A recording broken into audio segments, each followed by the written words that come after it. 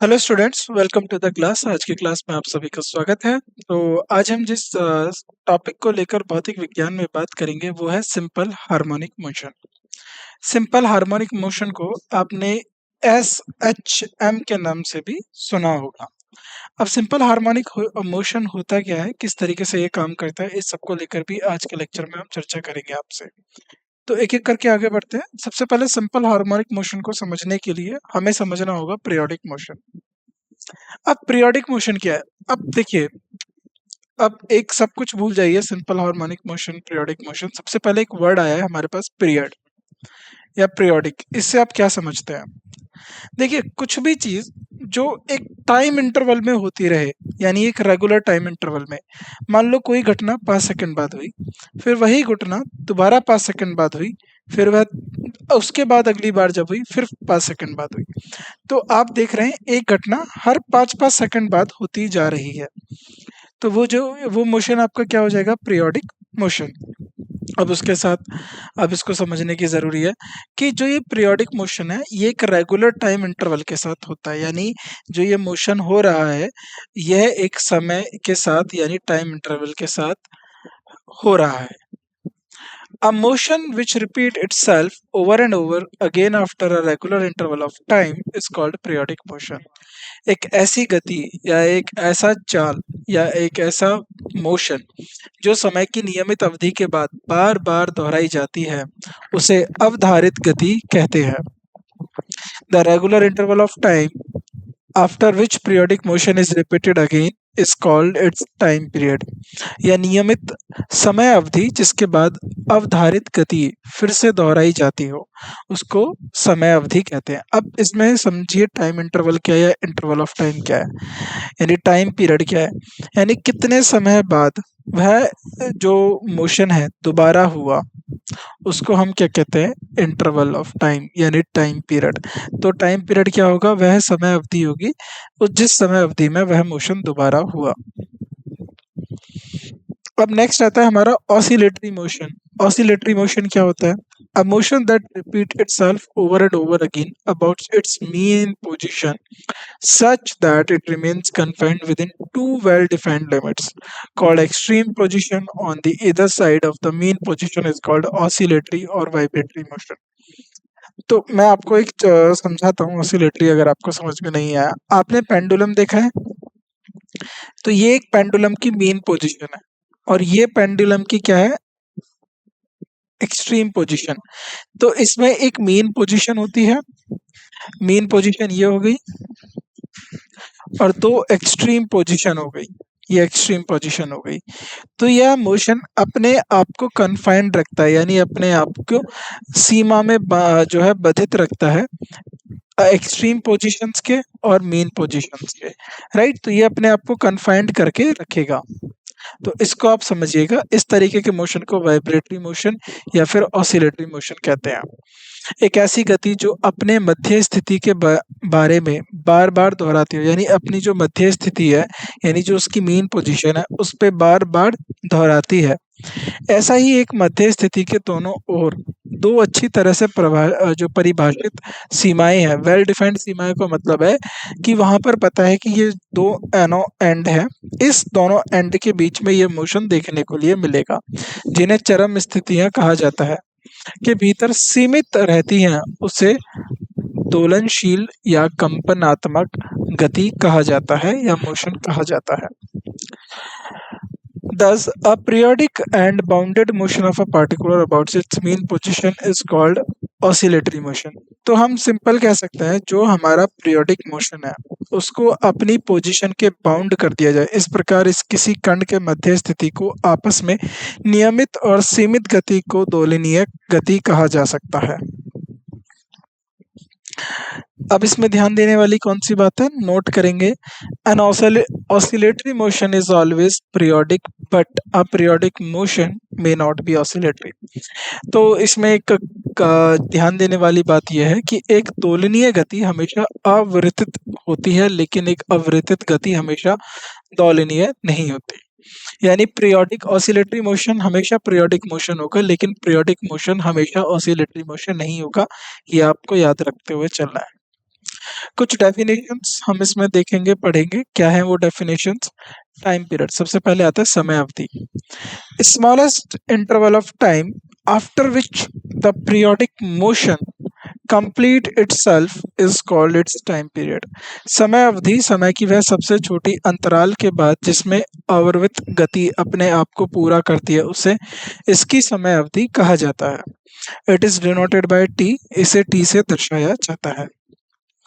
The time period of an oscillatory motion may be defined as the time in which one vibration is completed. तो एक दोलनीय गति की सीमा अवधि को वह सीमा परिभाषित किया जा सकता है जिसे एक कंपन पूरी तरह होती है।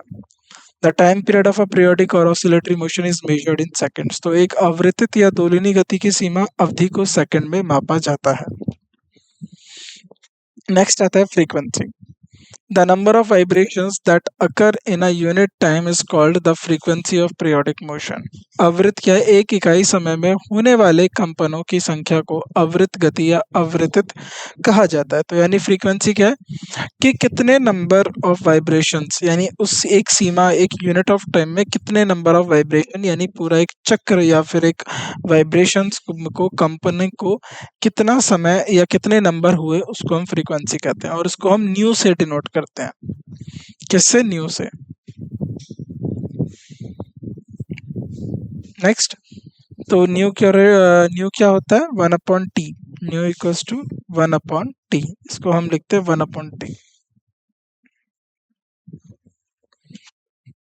द यूनिट ऑफ फ्रीक्वेंसी क्या होती है? यूनिट ऑफ फ्रीक्वेंसी को हर्ट्ज बोला जाता है, नहीं तो पर सेकंड बोला जाता है। ठीक है, पर सेकंड या फिर hertz. The frequency of vibrating body is said to be 1 hertz. तो एक कंपन करने वाले शरीर की फ्रीक्वेंसी को 1 हर्ट्ज में कहा जाएगा। इट एग्जीक्यूट 1 वाइब्रेशन पर सेकेंड और 1 साइकिल पर सेकेंड। यानी 1 हर्ट्ज इसको क्या कह सकते हैं? एक नंबर ऑफ वाइब्रेशन हुआ 1 सेकेंड में, यानी एक साइकिल कंप्लीट हुई 1 सेकेंड में, तो उसको हम 1 हर्ट्ज कहेंगे। एंगुलर फ्रीक्वेंसी या कोणीय आवृत्ति क्या होती है? Angular frequency of a body executing periodic motion is equal to the product of frequency of the body with a factor 2 pi. Angular frequency ऐसा यूनिट is रेडियन पर सेकेंड। तो कोणीय आवृत्ति क्या है? कोणीय आवृत्ति किसी शरीर की होती है जो आवृत्ति गति कर रहा है, यानी किसी के पास एंगुलर स्पीड हो या एंगुलर मोशन में हो, पीरियोडिक जो है मोशन में हो, या शरीर के आवृत्ति गुणांक के साथ 2 पाई के बराबर होता है। तो ये क्या हो जाएगा? एंगुलर वेलोसिटी को क्या निकलेंगे आप? Simply nu equals to 2 pi, nu into 2 pi omega. इसको हम ओमेगा से लिखते हैं। ठीक है, ओमेगा याद रखना। इसको हम लिखेंगे ओमेगा न्यू इंटू 2 पाई। और न्यू क्या होती है? 1/t, तो 2 पाई अपॉन टी। इसको क्या लिखेंगे हम? 2 पाई बाई टी। ये आपका क्या हो जाएगा? Angular velocity. चलिए नेक्स्ट, डिस्प्लेसमेंट। स्थानांतरण क्या होता है? किसी भी क्षण पर कण के स्थानांतरण या उस क्षण, the displacement of a particle at any instant is the distance of the oscillating particle from its mean position at that instant. किसी भी क्षण पर कण का स्थानांतरण उस क्षण पर अस्थिर कण के मध्य स्थित से दूरी होती है। Displacement represent changes in physical quantities with time such as position, angle, pressure, electric and magnetic field etcetera. तो स्थानांतरण समय किसी समय के साथ भौतिक मात्राओं में परिवर्तन को प्रतिस्थापित करता है, जैसे कि स्थिति, कोण, दबाव, विद्युत और चुंबकीय क्षेत्र आदि। एग्जाम्पल, उदाहरण के तौर पे देखें तो in loaded spring when a body is oscillating under the action of a spring, the displacement variable is its deviation from the mean position of the oscillation with time. तो लोडेड स्प्रिंग में जब एक शरीर spring के क्रिया के तहत दोल रहा होता है, यानी ऑसिलेटिंग कर रहा होता है, तब विस्थापन चर होता है जो उसका विचलन होता है, दोलन के माध्यम से स्थित से समय के साथ होता है। ठीक है। In a simple pendulum, the displacement variable is its angular deviation from the vertical during oscillations with time. एक साधारण लोकक में विस्थापन चर के कोणीय विचलन लहरों के दौरान समय के साथ लंबवत है। during the propagation of sound wave in air, the displacement variable is the local change of pressure with time. तो वायु में ध्वनि तरंग के प्रसार के दौरान विस्थापन चर है स्थानीय परिवर्तन दबाव में समय के साथ. During the propagation of electromagnetic waves, the displacement variable are electric and magnetic field which vary periodically with time. तो विद्युत चुंबकीय तरंगों के प्रसार के दौरान विस्थापन चर होते हैं और विद्युत चुंबकीय क्षेत्र जो समय के साथ अविरत रूप से बदलते हैं. Displacement variable is measured as a function of time and it can be both positive and negative value. विस्थापन चर के समय के फंक्शनल के रूप में मापा जाता है और यह सकारात्मक और नकारात्मक दोनों मानों को हो सकता है. The displacement of an oscillating particle can be represented by x and y depending upon whether the physical quantity changes along x-axis and y-axis. तो जो दोलनशील है यानी ऑसिलेटिंग पार्टिकल का विस्थापन है उसको x और y द्वारा प्रस्तुत किया जा सकता है. यह इस बात पर निर्भर करेगा कि भौतिक मात्रा x कक्ष या y कक्ष के अनुसार बदलती है. Displacement can B represent by mathematical function of time. तो डिस्प्लेसमेंट को किसके द्वारा? मैथमेटिकल फंक्शन ऑफ टाइम यानी समय की गणितीय समारोह द्वारा स्थानांतरण को प्रतिस्थापित किया जा सकता है. In a simple periodic motion the displacement can be given by f y equals to f t, यानी इसको हम क्या लिख सकते हैं, ये फंक्शन है वेव का ए साइन ओमेगा टी. तो क्या लिख सकते हैं? ए साइन ओमेगा टी. वाई के साथ हमने लिख दिया ए साइन ओमेगा टी. तो ये किस तरीके से लिखा? मान लीजिए ये एक्स एक्सिस है, ये वाई एक्सिस है. तो ये एक वेव इस तरीके से जा रही है और इसके साथ थीटा लगा रहा है. तो इस फंक्शन को मैंने एक्स के साथ लिख दिया. तो X equals to A cos omega T. Theta को ओमेगा टी में लिख दिया मैंने. ठीक है, theta equals to omega T. और इसके साथ लिख दिया मैंने Y equals to A sine omega T. ठीक, चलिए. वेयर ए इज एम्पलीट्यूड और ए को हमने क्या बोला? Amplitude of an oscillation maximum displacement. तो एक ऑसिलेशन के आयाम को अधिकतम विस्थापन कहा जाता है. तो क्या कहा जाता है इसको? एम्पलीट्यूड. 5. फिफ्थ पॉइंट क्या? फेज या चरण किसे कहते हैं? Phase of a vibrating particle at any instant is a physical quantity which completely explains the position and direction of motion of the particle at that instant with respect to its mean position. किसी भी क्षण पर कंपित कण का चरण एक भौतिक मात्रा है जो पूरी तरह से उस क्षण पर कण की स्थिति और गति की दिशा को उसकी मध्य स्थिति के सापेक्ष व्यक्त करता है. It is measured either in terms of fraction of time period or fraction of 2 pi angle, which has elapsed since the vibrating particle has crossed its mean position in the positive direction. तो यह मापा या समय अवधि के विभिन्न रूप में 2 पाई कोण के विभिन्न के रूप में किया जाता है जो तब से बीता चुका है और विभिन्न कण में अपनी मध्य स्थिति का सकारात्मक दिशा में पार किया था. Next, in oscillatory motion, the phase of vibrating particle is the argument of sine or cosine function involved to represent the generalized equation of motion of the vibrating particle. तो जब हम oscillation motion की बात करते हैं तो उसमें जब हम vibrating phase की बात करते हैं पार्टिकल के, तो इसको हम साइन और कोसाइन के फंक्शन में लिखते हैं, यानी साइन थीटा और कोसाइन थीटा के फंक्शन में लिखते हैं. यानी दोलिनीय गति में कंपन करने वाले कण का चरण सामान्यीकृत कंपन करने वाले कण की गति की समीकरण को प्रतिस्थापित करने के लिए शामिल साइन या कोसाइन फंक्शन का तर्क होता है. If the displacement of a particle at an instant of time t is represented by the equation, यदि किसी कण के स्थानांतरण समय t के क्षण पर निम्नलिखित समीकरण द्वारा प्रतिष्ठित किया जाता है. y equals to A sine omega T plus five. तो अभी हम इस फाइव का सिग्निफिकेंस समझेंगे, ये फाइव क्या है और इसको हम किस तरीके से लिख सकते हैं. y, अब ओमेगा को हमने क्या लिखा था? 2 पाई बाई टी. तो a को a sine 2 pi by t into five plus five.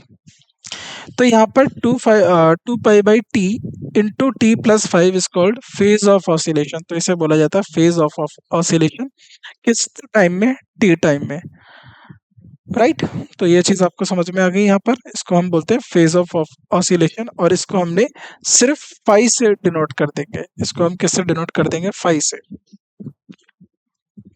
Initial phase और एपॉक, इनिशियल फेज या एपॉक या किसे कहा जाता है? It is the phase of vibrating particle corresponding time t equals to 0। तो यह एक कंपन करने वाले कण के चरण होता है जिसे समय t इक्वल्स टू 0 के अनुरूप होता है। फिर यानी ये जो फाई है हमारा क्या हो जाएगा? Phi not. इट्स, अब इसकी यूनिट क्या हो जाएगी? रेडियन। इसकी यूनिट होती है हमारी रेडियन। इसकी इकाई हम रेडियन में मापते हैं। अब ध्यान देने वाली बात क्या है? इंपॉर्टेंट नोट किया, the phase of vibrating particle changes continuously with time but the epoch remains constant at all the times. यानी कंपन करने वाले कण के चरण समय के साथ निरंतर बदलते रहते हैं, लेकिन जो एपॉक है सभी समयों पर स्थिर रहता है। यानी जो भी समय की प्रणाली है या जो भी समय की बिंदु है उन सब पर स्थिर रहेगा। Phase difference between two vibrating particles tells the lack of harmony in the vibrating state of two particles at given instant। तो दो विभ्रंजी कणों के बीच चरण अंतरों के दो कणों को विभंजी स्थितियों में समानांतरल की कमी को बताता है। It is measured as the difference in phase angles of two vibrating particle at any instant। तो यह किसी भी क्षण पर दो विभाजी कणों के चरण करणों के अंतर के रूप में मापा जाता है। नेक्स्ट, एम्पलीट्यूड क्या होता है? The maximum displacement on either side of the mean position is called amplitude of SHM. यानी जो मैक्सिमम डिस्प्लेसमेंट होती है, जो मध्य स्थिति के दोनों और अधिकतम विस्थापन को एसएचएम या एम्पलीट्यूड कहा जाता है। In SHM the maximum value of sine theta and cos theta is 1। ये तो आप सभी को पता होगा। साइन और कॉस में सबसे मैक्सिमम वैल्यू क्या होती है? 1। और मिनिमम वैल्यू क्या होती है? 0 नहीं, -1 होती है। ठीक है। Therefore the equation equals to y a sin omega t। तो जो इक्वेशन है इसीलिए हम क्या लिख देते हैं? y equals to a sin omega t, और x में क्या लिख देंगे? a cos omega t। The maximum value of displacement, अब मैंने आपको बताया कि a sin ओमेगा t क्या हो जाएगा? मैक्सिमम वैल्यू कब होगा? 1 पर। ठीक है, तो sine omega T equals to 1 कर दीजिए, और omega T equals to inverse of sine 1। तो साइन 1 कब होता है? साइन 90 डिग्री पर। The amplitude in simple harmonic motion is equal to the radius of the circle of circumference. तो साधारण हार्मोनिक गति के आयाम का मान संदर्भ वृत्त की त्रिज्या के बराबर होता है। If s is the span of SHM then amplitude, अगर s जो है हमारा स्पैन ऑफ एसएचएम यानी एसएचएम के विस्तार को बताता है, तो एम्पलीट्यूड क्या हो जाएगा? s/2। इसको डिवाइड कर देंगे 2 से, वो हमें एम्पलीट्यूड की वैल्यू दे देगा। अब यहाँ से हम समझते हैं सिंपल हार्मोनिक मोशन क्या होता है। SHM is a special type of periodic motion in which a particle moves to and fro repeatedly about a mean position under a restoring force, which is always directed towards mean position, and those magnitude at any instant is directly proportional to the displacement of the particle from the mean position at that instant। यानी SHM एक विशेष प्रकार की अवृत गति है जिसमें एक कण बार बार एक मध्य स्थिति के आसपास हिलता है एक पुनर्स्थापन बल के तहत, जो हमेशा मध्य स्थिति की ओर निर्देशित होता है और जिसकी मात्रा किसी भी क्षण पर सीधे उस कण के विस्थापन के अनुपात में होती है जो उस क्षण के मध्य स्थिति से होता है। यानी टू एंड फ्रो मोशन के बीच में जो है, यानी इस तरीके से टू एंड फ्रो के मोशन के बीच में जो है कोई भी पार्टिकल मूव कर रहा है और इसके ऊपर एक रीस्टोरिंग फोर्स लग रहा है, तो ये जो मोशन होते हैं इसको हम बोलते हैं simple harmonic motion. A system performing oscillation in which the force F is proportional to the displacement x rather than to some other powers of x is called a linear harmonic oscillation या oscillator। एक मान लो एक प्रणाली है जो दोलन कर रही है यानी ऑसिलेशन कर रही है जिसमें बल F विस्थापन x के अनुपातिक है बजाय x के किसी अन्य शक्तियों के को रैखिक हार्मोनिक दोलनकारी कहा जाता है। The system in which restoring force is a non-linear function of x is termed as non-linear It's a linear, non-linear harmonic or anharmonic oscillator वह प्रणाली जिसमें पुनर्स्थापन बल x का गैर रैखिक फंक्शन होता है उसे गैर रैखिक हार्मोनिक और अनहार्मोनिक दोलनकारी के रूप में जाना जाता है। The simple harmonic motion of a body take place under the condition of stable equilibrium. तो एक शरीर को सरल हार्मोनिक गति स्थिर संतुलन की स्थिति के तहत होती है। When a particle executing SHM passes through the mean position, जब कण SHM कार्यान्वयन करता है तो मध्य स्थिति से होकर जाता है। No force acts on the particle, तो एसएचएम के टाइम कोई कण पर कोई बल नहीं कार्य करता। Acceleration of the particle is zero, कण के त्वरण शून्य होती है। वेलोसिटी इज मैक्सिमम, वेग अधिकतम है। काइनेटिक एनर्जी इज मैक्सिमम, गतिजा ऊर्जा अधिकतम है। पोटेंशियल एनर्जी इज जीरो और संभव्य ऊर्जा शून्य है। तो ये याद रखिएगा, जब कोई पार्टिकल एग्जीक्यूट करता है एसएचएम अपनी मीन पोजीशन के साथ तो क्या क्या चेंजेस या क्या क्या चीज़ें हमें देखने को मिलती है। No force acts on a particle, तो पहला कोई पार्टिकल पे फोर्स एक्ट नहीं करता। दूसरा, acceleration of the particle is zero, तो कण का त्वरण शून्य होती है। वेलोसिटी इज मैक्सिमम, और वेलोसिटी वेग जो है आप अधिकतम देखेंगे। और kinetic energy is maximum, kinetic energy भी मैक्सिमम होती है। पोटेंशियल एनर्जी इज जीरो, और जो पोटेंशियल एनर्जी है वो जीरो हो जाएगी। When a particle executing SHM is at the extreme end, अब हमने मेन पोजीशन को देख लिया, अब हम बात करते हैं एक्सट्रीम एंड पे क्या होगा। Acceleration of the particle is maximum, तो एक्सट्रीम एंड पे एक्सेलरेशन पार्टिकल का मैक्सिमम हो जाएगा, कण का त्वरण अधिकतम होती है। Restoring force on a particle is maximum, जो कण पर कार्य करने वाली पुनर्स्थापन बल अधिकतम होती है। Velocity of the particle is zero, velocity particle का जीरो हो जाएगा, तो काइनेटिक एनर्जी पार्टिकल की जीरो हो जाएगी, और फिर पोटेंशियल एनर्जी पार्टिकल की मैक्सिमम हो जाएगी। Characteristics of SHM, simple harmonic motion की कैरेक्टरिस्टिक्स क्या होती है उनको अभी हम देखते हैं। The direction of displacement is always away from the mean position, whether the particle is moving away from the mean position or coming towards the mean position। विस्थापन की दिशा हमेशा मध्य स्थिति से दूर होती है, चाहे कण मध्य स्थिति में दूर जा रहा हो या मध्य स्थिति की ओर आ रहा हो। Similarly, magnitude of displacement at any instant is always from the mean position। तो उसी प्रकार किसी भी क्षण पर विस्थापन की मात्रा हमेशा मध्य स्थिति से होती है। The velocity of particle executing SHM, और जो कण का वेग जो एसएचएम के अनुपालन कर रहा है तो उसकी वेलोसिटी क्या होगी, omega under root A square minus V square Y square. अगर मीन पोजीशन पे वाई जीरो हो जाएगा तो V equals to omega A जो है मैक्सिमम हो जाएगा, और एक्सट्रीम पोजीशन पे वी जीरो हो जाएगा तो वाई इक्वल्स टू ए, यानी ये मिनिमम हो जाएगा, वेलोसिटी मिनिमम हो जाएगी। Thus the velocity in SHM is not uniform throughout the motion। तो इस प्रकार से हमें पता चल रहा है कि जो एक्सट्रीम एंड है वहां पर वेलोसिटी जीरो हो रही है और मिड में वेलोसिटी ज्यादा हो रही है। तो यहाँ से हम ये स्पष्ट रूप से कह सकते हैं कि जो एसएचएम में वेग है वो संपूर्ण गति के दौरान समान नहीं होता। The direction of velocity is इधर टुवर्ड्स द मीन पोजीशन और away from the mean position. तो वेग की दिशा या तो मध्य स्थिति की ओर होती है या तो मध्य स्थिति से दूर होती है। Acceleration of the particle executing SHM, तो कण का त्वरण जो एसएचएम के कार्यान्वयन कर रहा है, तो सबसे a equals to minus omega square y. At mean position, अगर हम मीन पोजीशन की बात करें, वाई इक्वल्स टू जीरो, अगर वाई जीरो हो जाएगा ए जीरो हो जाएगा, तो यानी मिनिमम हो जाएगा y equals to a and a equals to minus a omega square a maximum.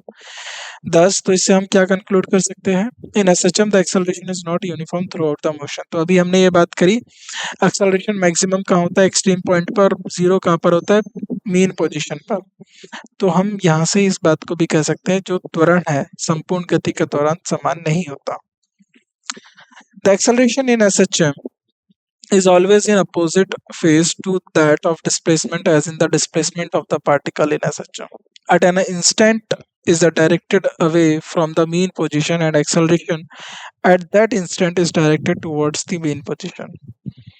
SHM में त्वरण हमेशा विस्थापन के विपरीत चरण में होता है क्योंकि एसएचएम में कण का विस्थापन किसी तत्कालिक समय पर मध्य स्थिति को दूर निर्देशित होता है और उस समय के त्वरण मध्य स्थिति की ओर निर्देशित होता है.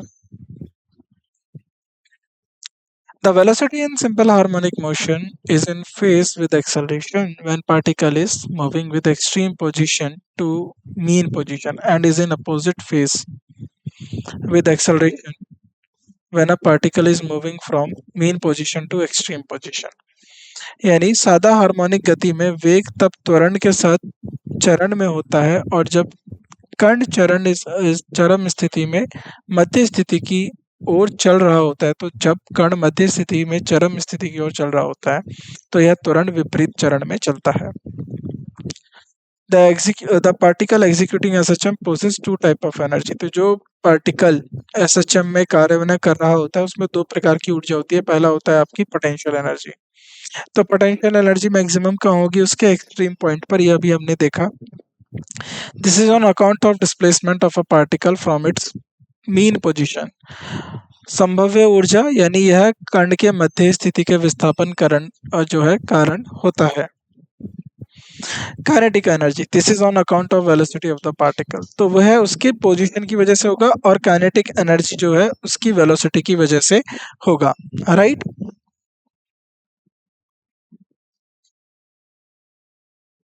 आगे बढ़े.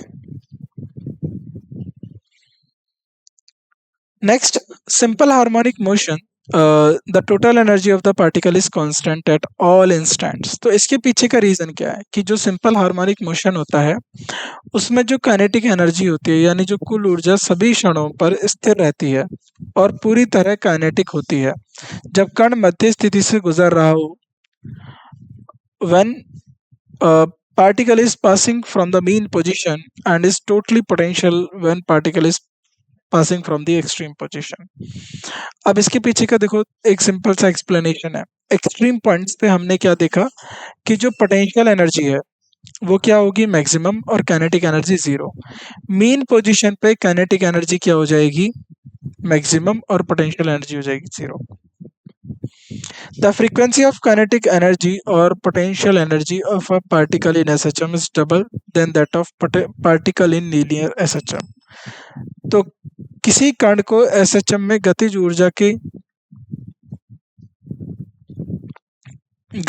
ऊर्जा या स्थिति ऊर्जा की आवृत्ति रेखीय SHM में किसी कण की तुलना में दुगनी होती है.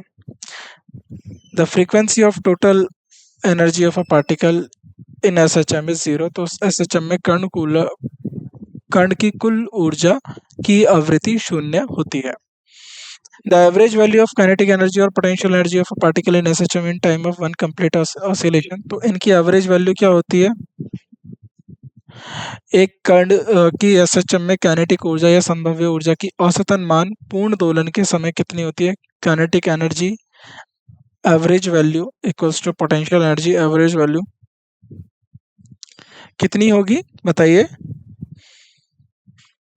हाफ एम ओमेगा स्क्वायर और ए स्क्वायर. तो यहाँ पर मैंने ए स्क्वायर और ओमेगा स्क्वायर क्यों लिखा? क्योंकि ये जो पार्टिकल है ये SHM में है.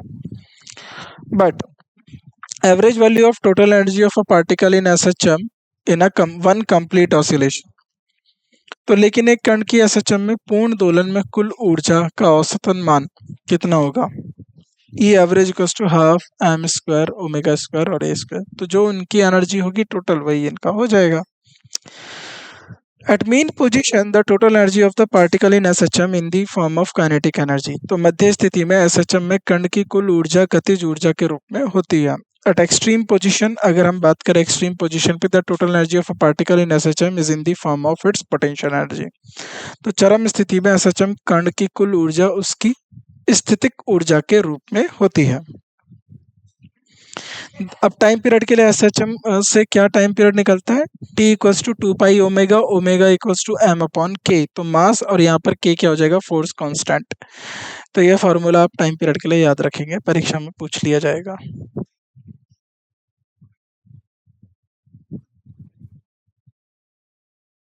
समय अवधि के लिए अभिव्यक्त क्या है, T equals to 2 pi omega and 2 pi under root M upon के।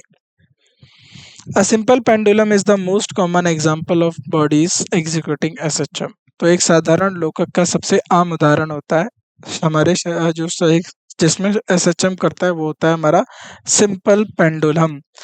तो सिंपल पेंडुलम कुछ नहीं होता है, जैसे कि एक धागा है, मान लीजिए धागा है, और इसके आगे मैं नीचे कुछ हैवी ऑब्जेक्ट अटका देता हूँ और इसको छोड़ देता हूँ, तो ये जो मोशन होता है ये एक सिंपल पेंडुलम का मोशन होता है। An ideal simple pendulum consists of heavy point mass body subject by a weightless, inextensible, perfectly flexible string from a rigid support about which it's free to oscillate। यानी एक आदर्श सरल लोलक एक भारी बिंदु द्रव्यमान शरीर से मिलती है। यानी एक पतला सा धागा होगा, स्ट्रिंग, जिसका वजन नेग्लिजिबल होगा, बिना वजन वाली, पूरी तरह से लचीली डोर और एक कठोर समर्थन से झूला यानी रिजिड से जो है अटका हुआ है, और फिर वो फ्री है। मैं आपको बना के दिखा देता हूँ। जिसके बारे में यह दोलन से मुक्त है, यानी वह ऑसिलेशन करने से मुक्त है। तो इस तरीके से एक सिंपल पेंडुलम होगा। तो ये स्ट्रिंग होगा, इसका नेग्लिजिबल मास होता है, और स्ट्रेच ये जो होती है लचीली होती है, और क्या है, अब इसको फ्रीली छोड़ देंगे तो ये क्या करेगा, ऑसिलेट करेगा। This is the ideal definition of simple pendulum. तो यह एक साधारण लोकलक की एक आदर्श परिभाषा है। But practically a simple pendulum is made by suspending a small ball called bob from a fixed support with the help of light string। तो व्यवहारिक रूप से एक साधारण लोलक एक हल्की डोरी के सहायता से एक स्थिर सहारे से एक छोटी गेंद, जिसे हम बॉब कहते हैं, वो मेटल की हैवी जो है बॉल हो सकता है, बॉब को लटकाकर बनाया जाता है। तो ये जो आप दिख रहे हैं ये सिंपल पेंडुलम है, ठीक है। तो ये बॉब हो गया, इसको यहाँ तक खींच के ले गए, तो उसको यहाँ तक जाने में टी टाइम पीरियड लगा, तो ये थीटा हो गया। अब इसका जो एक कंपोनेंट है, जैसे मान लीजिए जो रस्सी होती है उस पे जो फोर्स लगता है उसको हम बोलते हैं टेंशन। अब ये क्या लिखा हुआ है, इसको इस तरीके से समझिए, ठीक है। तो जैसे मान लीजिए ये एक बॉल है, हैवी बॉल है, तो इस पे एक नीचे की तरफ गुरुत्वाकर्षण बल काम कर रहा है, तो इसे मैंने बोला mg। वहीं एक ऊपर की तरफ जो हर एक धागे या स्ट्रिंग में फोर्स लगता है जिसे हम बोलते हैं टेंशन, तो यहाँ पर T equals to m g है, यानी जो ये टेंशन है ये एम जी के बराबर है, यानी ग्रेविटेशनल फोर्स के बराबर है। अब इसको आप इधर ले गए तो ये T equals to m g था, तो अब एम जी इस तरीके से लगेगा, लेकिन टेंशन तो इस दिशा में लग रहा है टेंशन। तो इस पॉइंट को अगर मैं यहाँ पर देखूं तो जो एम जी है वो नीचे लग रहा है और टेंशन इधर लग रहा है, टेंशन इधर लग रहा है। तो अगर मैं इसको यहाँ पर आगे एक्सटेंड कर दूं थीटा के साथ, थीटा के साथ, तो इधर इसका जो कंपोनेंट है क्या आ जाएगा, एम जी, ये आपका क्या हो जाएगा, साइन थीटा। अब यहाँ पर क्या लग जाएगा, एम जी साइन थीटा। कौन सा वेक्टर लग जाएगा, एम जी साइन थीटा, ठीक। यहाँ पर ये एम जी कॉस थीटा लगेगा, ठीक है, ये लगेगा m g cos theta, sine नहीं, एम जी कॉस थीटा। तो अब टेंशन क्या हो जाएगा, T equals to m g cos theta इस पॉइंट पर, ठीक। चलिए, if the bob of a simple pendulum is slightly displaced from its mean position and release, it start oscillation in simple harmonic motion। यदि एक साधारण लोलक का एक Bob इसकी मध्य स्थिति से हल्का सा विचलित कर दिया जाता है और छोड़ दिया जाता है, तो यह साधारण हार्मोनिक गति का दोलन शुरू कर देता है। Time taken in one complete oscillation, तो एक पूरे कंप्लीट ऑसिलेशन को करने में कितना समय लगेगा उसको हम टाइम पीरियड बोलते हैं। और टाइम पीरियड क्या होता है, 2 pi under root l upon g. तो याद रखना इसका क्या है, l upon g, 2 pi under root l upon g. तो निम्नलिखित रूप में दिया जाता है ये 2 pi equals 2 pi under root l upon g. ठीक है, याद रखेंगे। यानी ये जो पेंडुलम है, क्या इसका टाइम पीरियड ग्रेविटी पे वेरी करेगा? बिल्कुल। जो टाइम पीरियड यहाँ पर है पेंडुलम का, अर्थ का, वह टाइम पीरियड मून पर बदल जाएगा। क्या ये लेंथ पे वेरी करेगा? बिल्कुल। क्या ये बॉब के मास पे डिपेंड करेगा? नहीं, यह इंडिपेंडेंट होगा मास के, तो मास का इंडिपेंडेंट होगा। Where l is the effective length of the pendulum and g is the acceleration due to gravity. तो जहाँ पर एल क्या है, लोलक का प्रभावी लंबाई, और जी क्या है, गुरुत्वाकर्षण की त्वरण है। फ्रॉम द इक्वेशन से हमें क्या देखा, t equals to 2 pi under root l g minus 1। We note that time period of a simple pendulum, और ये क्या है, सिंपल पेंडुलम का time period.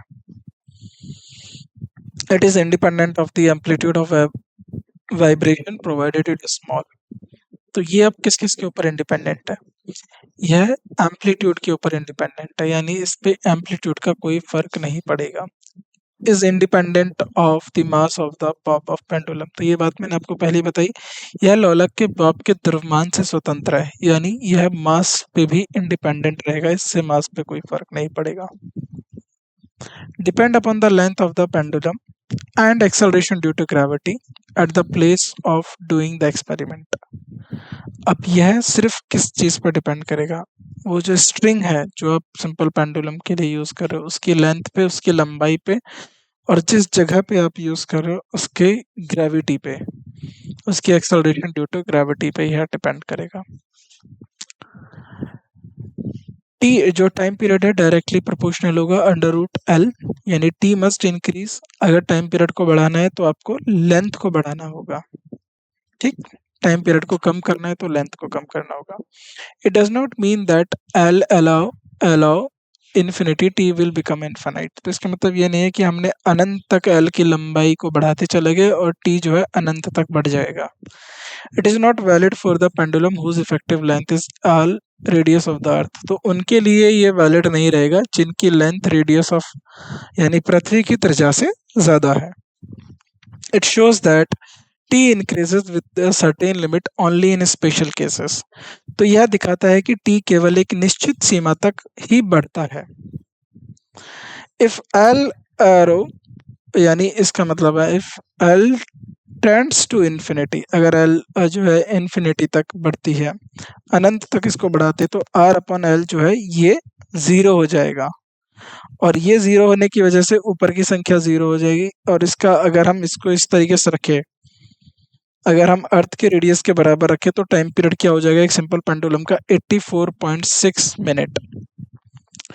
If r equals to R e, तो टाइम पीरियड आपका पता हो जाएगा 60 मिनट। तो टाइम पीरियड कितना हो जाएगा, 60 minute. t is 1 upon under root 8, therefore time period decrease in the value of g। तो अगर t जो है रेसिप्रोकल होता है अंडर रूट 8 का, तो g के मान की कमी के साथ t बढ़ेगा। As the value of acceleration due to gravity is less at hills and inside in mines। तो पहाड़ों के लिए खदानों के अंदर गुरुत्वाकर्षण के कारण त्वरण का मान जो होता है वह कम होता है। Due to it pendulum clock will be slow down. तो इसकी वजह से जो पेंडुलम क्लॉक होती है, जो लोलक घड़ी होती है, वह धीमी हो जाती है। It means pendulum clock will be losing the time at hills और इनसाइड द माइंस। तो इसका मतलब यह है कि पहाड़ों पर और खदानों पर जो पेंडुलम क्लॉक होती हैं वह अपना समय खो देती है, यानी वह गलत समय दिखाती हैं। If the bob of simple pendulum is suspended by a wire, then effective length of pendulum will increase with the rising of temperature। यदि साधारण लोलक बॉब को एक तार के द्वारा लटकाया जाता है तो तापमान के बढ़ने के साथ लोलक का प्रभावी लंबाई क्या होगी, बढ़ जाएगी। Due to it the time period of a simple pendulum will increase. तो इसके कारण जो साधारण लोलक की समय अवधि बढ़ जाएगी। Similarly, if the length of wire decrease due to cold, then time period of simple pendulum will decrease. तो ठीक उसी तरह यदि तार की लंबाई ठंडे के कारण कम हो जाती है तो साधारण लोलक की सीमा अवधि कम हो जाएगी। Next point, if bob of simple pendulum is made to oscillate in some fluid of density ρ naught, where ρ naught is less than density the density of bob, then the time period of pendulum get increased। यदि साधारण लोलक Bob किसी घनत्व वाले तरफ में दोलन करने के लिए बनाया जाता है और वहां पर जो इसका घनत्व है दोलन से कम है तो साधारण लोलक की अवधि बढ़ जाती है। The time period of a pendulum clock in a satellite और lift fall freely under the gravity is infinity. तो एक लोलक घड़ी की अवधि जो गुरुत्वाकर्षण के तहत स्वतंत्र रूप से गिर रही हो यानी फ्री फॉल कर रही हो, यानी वहां पर जो है उसकी अवधि क्या हो जाएगी, अनंत हो जाएगी। A clock is said to be run slow when time period of its pendulum increase. तो एक घड़ी जो है कही जाती है कि धीमी चल रही है जब इसके लोलक की अवधि बढ़ जाती है। On other hand it is said to be run fast if its time period decreases. और यदि इसकी समय अवधि कम हो जाती है तो कहा जाता है कि वह तेजी से चल रही है। Second pendulum, it is the simple pendulum whose time period of vibration is 2 second. तो यह साधारण लोलक है जिसकी कंपन की अवधि कितनी है, 2 सेकंड होती है। The bow of such pendulum while oscillating passes through the mean position after one hand। एक ऐसे लोलक जो बॉग जब दौलत है तो वह 1 सेकंड के बाद मध्य स्थित होकर जाता है। अब टाइम पीरियड मान लीजिए टी इक्वल्स टू 2 सेकेंड, जी की वैल्यू ये, तो यहाँ पर आप लेंथ निकाल लेंगे। लेंथ कितना है, 99.3 सेंटीमीटर, यानी 100 सेंटीमीटर के वायर पे जो टाइम पीरियड होगा वो 2 सेकेंड के बराबर आएगा, near about 100 centimetre. The length of a pendulum changes with the change in the value of acceleration due to gravity from place to place। तो द्वितीय लोलक की लंबाई गुरुत्वाकर्षण के त्वरण के मान स्थान से स्थान परिवर्तन के साथ बदलती है। A second pendulum is also phrased as a pendulum that beats seconds। एक सेकंड को लोलक और एक लोलक जो सेकंड्स को मरती है के रूप में व्याख्या किया जाता है। तो यहाँ पर ये हमारा चैप्टर समाप्त हुआ। तो इजी से चैप्टर, ज़्यादा कुछ नहीं है, आपको बस इसमें जो फॉर्मूले आते हैं उनको याद रखना है, ठीक। बाकी हम अपनी नेक्स्ट क्लास में अगले कुछ और चैप्टर्स को लेकर चर्चा करेंगे। तो आज की क्लास में बस इतना ही। आप सभी का शुक्रिया हमसे जुड़ने के लिए। आपसे मुलाकात होती है अगली क्लास में। Thank you so much.